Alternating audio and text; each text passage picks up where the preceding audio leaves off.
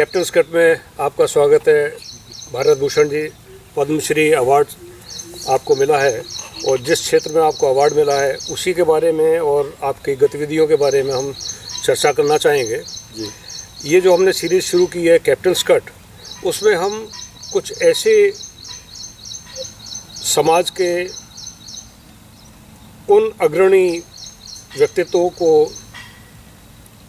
साथ रखकर उनके जीवन के बारे में और उनके प्रेरणा स्रोत के बारे में जानते हुए हम चर्चा करते हैं।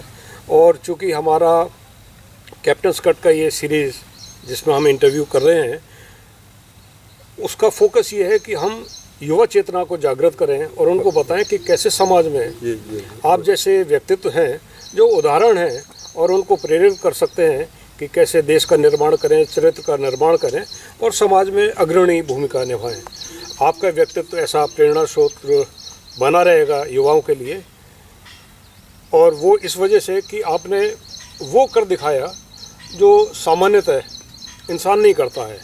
और इसीलिए हम आपके इंटरव्यू का शीर्षक अगर कोई देना चाहें तो हमने ये उचित समझा कि इंग्लिश में बोले बैक टू रूट्स, फिर से अपनी जड़ों की ओर।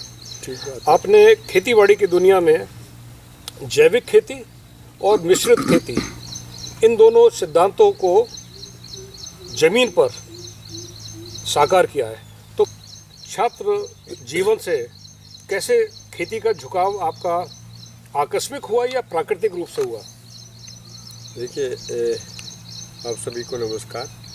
और जो आज का ये कार्यक्रम है जो कैप्टन स्कट के रूप में जो आप लोगों ने इसकी बेहतर शुरुआत की है, मैं बहुत हृदय से आपका सम्मान करता हूँ। और जो सवाल है कि किसान परिवार में जन्म लिया, और किसान परिवार में जन्म लेते ही संबंध तो पहले से ही खेती से रहता ही है, लेकिन उस समय का दुर्भाग्य ये था कि धीरे धीरे खेती से लोगों का, गांव के लोगों का मन उचटने लगा था। आज़ादी के बाद में खेती की दुर्दशा जिस तरीके से हुई और आधुनिकवाद के प्रभाव में किस तरीके से गांव के लोग गांव को छोड़कर शहर जाने लगे।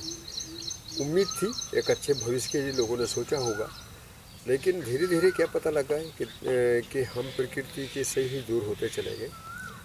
और मैं अपने को सौभाग्यशाली मानता हूँ कि मेरे माता पिता की प्रेरणा रही खेती करने के लिए भी, और मुझे कुछ ऐसे और भी अच्छे लोग थे जिनसे बार बार ये प्रेरणा मिलती थी कि गांव भी बहुत अच्छी जगह है जीने के लिए, जहाँ पर हम अच्छे कारोबार खड़े कर सकते हैं, अच्छे कार्य कर सकते हैं।